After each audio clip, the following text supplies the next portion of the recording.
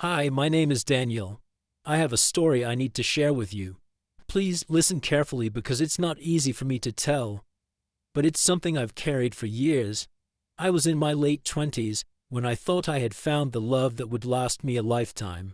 Back then, I was a young man working long hours at the lumber mill. My clothes smelled of sawdust and sweat, but my heart was full of hope. And her name was Margaret. Margaret had the brightest smile I had ever seen. She worked at the local diner, carrying trays of coffee cups and plates of pie with an elegance that didn't belong in a small town. I remember one evening I stayed late after my shift, hands blistered, eyes half closed from exhaustion. She slid a cup of coffee across the counter and said, "You look like a man who could use a little kindness." That was how it began. We married the next summer. It wasn't a grand wedding, just a white dress our mother had sewn, a borrowed church hall, and a handful of friends who cheered when we said our vows.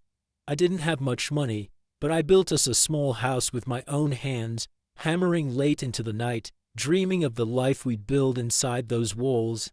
"Danny," Margaret whispered one evening as we sat on the porch, "I don't need riches.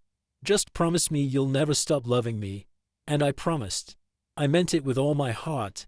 At first, life was simple and sweet. We shared suppers of bread and stew, laughed as we painted the kitchen walls a bright yellow, and held hands as we walked to church on Sundays. I would watch her from across the room and feel like the luckiest man alive. But slowly the laughter grew less frequent. I noticed she stayed out later, saying she was visiting her sister or helping a friend. One night I waited on the porch until the clock struck midnight.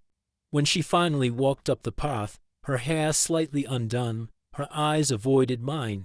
"Margaret," I asked softly, "where have you been?" She sighed, dropped her purse on the floor, and muttered, "Don't start, Daniel. I'm tired." The silence between us stretched like an endless canyon. I wanted to believe her, but the whispers in town reached me soon enough. Folks said they saw her with another man, riding in his truck, laughing the way she used to laugh with me. The night the truth came crashing down, I will never forget. I walked into the diner to surprise her with flowers. But when I opened the back door, I saw her Margaret wrapped in another man's arms. My chest felt like it had been split open. She looked at me, eyes wide, face pale, but she didn't even try to deny it. "Daniel," she whispered, "I'm sorry. Sorry." That one word shattered everything. I left the diner, the flowers still clenched in my hand, petals falling one by one onto the dirt road. That night I sat alone in the house I had built for us, staring at the yellow walls we once painted together. And I realized love wasn't always enough. The divorce came quickly after that. Papers signed, promises broken. She moved away with the man she had chosen, and I was left in the quiet house, wondering how a heart that once felt so full could now feel so empty. I thought I'd never recover. But life has a way of dragging you forward, even when you're stuck in the past. After Margaret left, I told myself I would never open my heart again. But time has a way of softening even the deepest wounds. Nearly 10 years later, when the gray had begun to creep into my hair and the house felt colder than ever, I met Clara. Clara was different. Where Margaret had been fire and laughter, Clara was calm and steady, like a lamp burning low but never going out. We met through friends at church. She was thoughtful, always carrying a book tucked under her arm, her smile gentle but reserved. She wasn't the kind of woman who turned heads when she walked into a room, but she had a quiet strength that drew me in. I thought, maybe this is what I need. Not passion that burns out too fast, but stability. So, at 38, I stood again in that same little church, placing a ring on another woman's hand. My palms sweated as I did it, my heart beating strangely between hope and fear. Clara whispered, "We'll be all right, Daniel. We'll build something solid." And for a time it seemed true. We planted vegetables in the backyard, saved money for repairs, and shared evenings reading together in the lamplight. There was comfort in the silence between us, the kind of silence that doesn't need filling. For the first time since Margaret, I thought perhaps love could heal me. But cracks began to show, first so small I ignored them. Clara liked order, everything in its place, floors spotless, dishes washed immediately. I, on the other hand, was worn out after long days of work and didn't mind boots by the door or dishes left till morning. Daniel, she'd scold, her voice clipped. I've told you 100 times, please put your boots away. They're just boots, Clara, I'd reply exhausted. What's the harm? Arguments over little things grew into storms. Soon it wasn't just the boots. It was money. Clara watched every dollar, counted every cent. While I believed in living a little, even if it cost us. One night she held up a receipt and asked sharply, "Another tool for the shed. Do you think money grows on trees?" I slammed my hand on the table harder than I meant to. And what's the point of saving if we never use it for anything? Her eyes filled with tears, but she didn't cry. She just turned away, and the silence that followed wasn't the comfortable kind anymore. It was heavy, bitter, full of words neither of us wanted to say out loud. It all came to a head one evening at dinner. She put her fork down, looked me straight in the eye, and said quietly, "We don't even like each other anymore, do we?" I felt the truth of it hit me like a hammer. I wanted to deny it, to tell her we could fix it. But all I managed was a whisper, "Maybe not." The second divorce was nothing like the first. No shouting, no scandal. Just papers signed in silence, rings returned, and two people walking away from a promise they couldn't keep. When Clara closed the door behind her for the last time, I sat in the same chair where I had once dreamed of forever and wondered if perhaps I was the problem all along. By the time I met Evelyn, I was in my late 40s. 2 marriages behind me, 2 failures I carried like weights on my back. I told myself I was done with love. But then she came into my life like a storm I never saw coming. Evelyn was younger than me by almost 15 years. She had fire in her eyes, laughter that filled a room, and an energy that made me feel young again. We met at a friend's gathering, and before the night was over, she had pulled me onto the dance floor. I hadn't danced in 20 years, but with her it felt like my feet remembered. She said, "Daniel, you look too serious for your own good. Life's meant to be lived." And just like that, I was hooked. We courted quickly. Too quickly, if I'm honest. Within a year we were married. I thought maybe, just maybe, her youth and energy would be the cure for my loneliness. For a while it worked.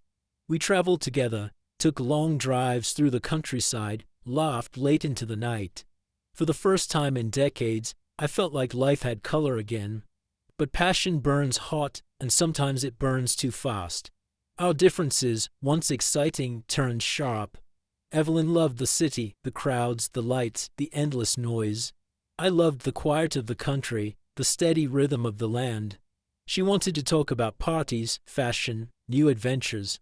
I wanted peace, routine, a place to rest my tired soul. "Daniel," she said one evening, frustration heavy in her voice, "I feel like I'm suffocating here. I need more than this." "And what do you think I need?" I shot back. "I've worked my whole life for a little peace, Evelyn. I can't chase every wild dream with you." The fights grew louder. Neighbors heard us shouting. Doors slammed. Nights ended with her crying in the bedroom, while I sat in the dark kitchen, staring at a half-empty glass. The final breaking point came when she told me she wanted children. At my age, I didn't think I had it in me anymore, not the energy, not the patience. "I want to be a mother, Daniel," she pleaded, her eyes wet. I shook my head slowly. "I can't, Evelyn. I don't have the strength to start all over." She looked at me as if I'd taken every dream she'd ever had and crushed it in my hands. A week later, she packed her things. She kissed my cheek before she left and whispered, "I loved you, Daniel. But love isn't supposed to feel like chains. It's supposed to let you breathe." The door closed behind her, and I knew I had lost my third marriage. Not to betrayal, not to cruelty, but to the simple truth that sometimes love isn't enough to bridge the distance between two souls walking in opposite directions. I sat alone that night, the silence heavier than ever before, realizing I was a man who had given his heart 3 times and had nothing to show for it but memories that cut deep. After Evelyn left, I was in my 50s, and the house felt emptier than it ever had before. 3 times I had stood at an altar. 3 times I had made promises I thought would last. And 3 times I had walked away with nothing but the echo of broken vows. People in town whispered. Some said I was unlucky. Others said maybe I was the problem. And late at night, when the world was quiet, I wondered the same thing myself. I'd sit at the kitchen table with a cup of cold coffee, staring at the yellowed wallpaper peeling at the corners. Memories came uninvited. Margaret's laughter when we painted those walls the first time. Clara's sharp voice counting every penny. Evelyn's warm hands pulling me onto a dance floor I never wanted to leave. Each memory was a ghost that sat across from me, reminding me of what I'd lost. There were nights I blamed them. Nights I told myself Margaret was selfish, Clara too controlling, Evelyn too restless. But then came the mornings when I looked in the mirror and saw a man who had failed to hold on, who had loved but maybe not well enough. Neighbors tried to set me up with someone new, but I always found an excuse. Not now, I'd say. I'm too busy. The truth was I was afraid. Afraid of trying again, afraid of breaking again, afraid that maybe I wasn't meant for lasting love at all. Still, loneliness has a way of creeping in like a draft under the door. Birthdays passed, holidays came and went, and I often found myself sitting at the edge of the bed, wondering how my life had turned out this way. And yet, despite the pain, a small voice inside me whispered that I had lived, that I had dared to love, even if it broke me. And maybe that was worth something. Time kept moving, whether I was ready or not. The seasons shifted, the town changed, and the children I once saw running down Main Street now had families of their own. I too grew older. My hair thinned, my hands grew rougher, and my steps slowed. But inside, my heart still carried the weight of those 3 great loves and the lessons they left behind. I began to realize that life isn't measured by how long something lasts, but by how deeply it was felt.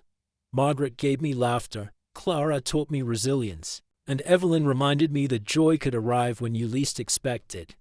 They each left their mark, carving pieces of themselves into the man I became.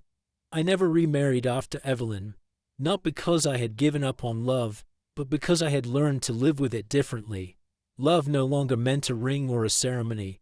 It lived in the way I greeted my neighbors, in the way I helped the young folks in town with advice I had once ignored, in the quiet prayers I whispered at night for the women who had once held my heart.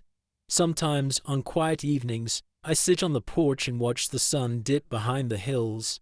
I think about the promises I made, the promises I broke, and the promises I kept, and I realize that, in my own imperfect way, I lived fully.